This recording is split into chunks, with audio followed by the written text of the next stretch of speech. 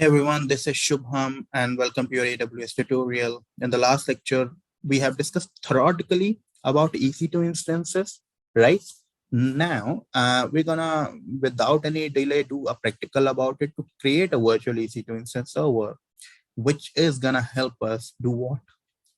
Which is gonna help us to show you that in the legacy system, when we have this lot of IT stuff, lot of a server that needs to be maintained and to be imported and plug into the system, then website and app is to be hosted. How that cost is getting reduced day by day.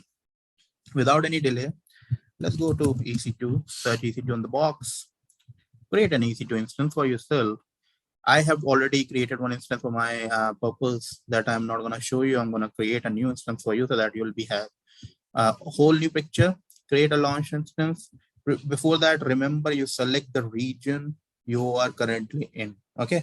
Then we call it, there are 7 steps. AMI, choose instance type, configure instance, add storage, add tags, configure security group, and review. We're going to see each and everything. First thing, you need to select your Amazon Linux machine or Amazon machine image. I'm going to select Amazon Linux to HDMI. Why? Because it's free of cost and we are currently learning it. That's why we are choosing. There are a lot of things available, but we're going to go with Amazon Linux one. Select it. Next page, you'll see the families. In the last lecture, if you remember, we have discussed the family. I've shown you in like AWS official website. There are multiple family, T2, R4, and stuff like that, R5. And I've still told you that we're going to work with T2 Micro in starting because it's free of cost, right? Select that. It tells you it's like 1 vCPU, 1 memory gigabyte, instance storage. There's no additional instance storage for that. Sweet. We're going to go next. In the next, if you see, it's about in configuration of instance. Number of instance, I'm going to keep it 1. And there one, the one subnet, there one network. And user data. User data is about what? Suppose I'm going to print hello world using this, right? That's why you can do it, select a file, or you can do it as a user text. On this website, I found out when it's a script or one kind of command which will print hello world. So that's going to be pretty basic for us, right? We have pasted this details over here. Similarly, you just copy paste it over here completely and click on add storage. So in the add storage, we'll see there is like 8 GB has been proposed for you, general purpose. I'm not gonna add any new volume. I'm gonna go and add my tags.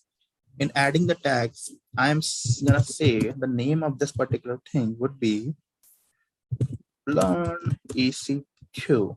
Seems cool, right? No additional changes to that. We're gonna configure our security group. For security group, I'm going to create a new security group for our instance. So I'm going to add a rule over here. I'm not going to go with HTTPS. I'm going to select HTTP. This would say run it every or anywhere, right? Nothing as of now. I'm going to say review and launch. In review section, you can review whatever you have selected. You want to modify it or not and stuff like that. Launch. Before launching, you need to generate a key pair. I have already generated. If you have not generated it, you will see this part as a blank and you will select over here, say create a new pair. But as I've already generated this, I already have an instance over there. But still, suppose I'll show you for your purpose. I'll say this radio button and always select this RSA radio button. And I'll give it a name as learning key pair. The importance of this key, you never need to lose it because this would allow you to access your EC2 instance every time. This is private. You need not to provide anyone else to access it, and you have to have it every time. Then before that, download it so that it will be with you forever.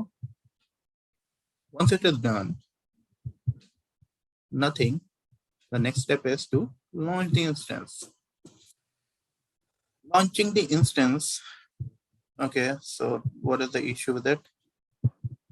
Why it is not okay? There's something issue with my system. Yeah, so click on launch the instance. Instance is getting launched.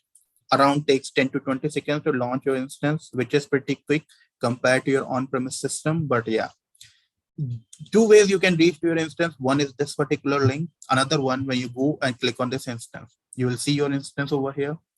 You see the instance state is pending. It's not running yet.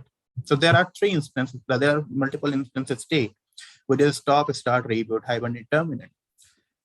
whenever your instance is in start state or running state, you will be charged for that. You'll stop it. You'll not be charged for that. You never want to use it. You can terminate it. Reboot. You can reboot it. You make changes. You can hibernate it as well. Now our instance is running. I'm going to select it. I'll discuss about few of the things. I'll validate. First thing, there are two public address and private address, right? Public address will keep on changing if you'll change the instance and come back to start instance. We'll show you that instance is in running state. You can validate over here, validate it from here. Instance type t2.micro, you'll see it. You have already seen it. Security types, you have selected new volume. Then tags, you remember we have going to learn EC2. Without any delay, let's launch our public IPv4 address. Copy this address, go over here. What it brings it for you. What is that it brings for you? Right? It's getting launched. Let it launch. Seems pretty slow. It might bring you hello world. Okay. And another thing which I was trying to show you, when you stop your instance, right? Instance is stopped. It will take few seconds, 1, 2, 3, 4, 5 seconds. Instance is stopped. Now, when you see status got changed, when you try to restart instance, remember it's 237, right? 2024, 237. Now you fail to instance in a state from which cannot be started. There might be some issue with that. First, it is stopped. Now, if I'm trying to start this instance, it is successfully started. Now, when it's successfully started, it is in pending state. It will take few amount of time to launch. See, your public IPv4 address had got changed. Copy it and see the previous one was different, and in between I have stopped the instance. That is why page wasn't working. Now, when you paste it, you see host not found because server does not accept any connection, right? Open address. Let's see what it says. Okay. Till that time, we will see it over here. So yeah, anything else? No, alarm status gonna alarm you about your instance state. And then elastic IP address, we have not chosen any IAM role for that as well. Subnet, I have told you, would be the same. We are not gonna select any subnet. And yeah, see, we have selected Linux and Unix platform. That is the same thing. Run instances. Let's see what our private IPv4 address does. We have selected it. And we're gonna paste it. Okay. Why it doesn't work? Because your connection is not secure due to my system issues. So I'll say the block, whatever the security issues I blocked, I'll allow them. Secure content, I'll allow them. And once allow, I'll reload the page. Right? And let's see what it brings for you. So because of that, you need to close your browser. If any insecure content, your page is not allowed, page is not aligned, it might create an issue to launch. Still, we'll show you in different lecture that the script which we have is like typed over there, that is going to reflect your hello world from this particular IP address. So in this lecture, you guys have seen how to create an instance, how to stop it, how to terminate it, your availability zone, everything has been given it to you. So this is the beauty of this. See, your key pair name as well has been given. So this is about your EC2 instance, which shows you, okay, how useful it is and how quick it is. You can just start and stop it. And yeah, this is pay as you go. It's not you're gonna keep maintaining your IT staff, your servers and infrastructure for very long. So this is the reality of AWS EC2 instance. In the next lecture, we will proceed with it and we will resolve these issues with our browser and try to launch this and edit it and understand the importance of it and play around of this EC2 instance.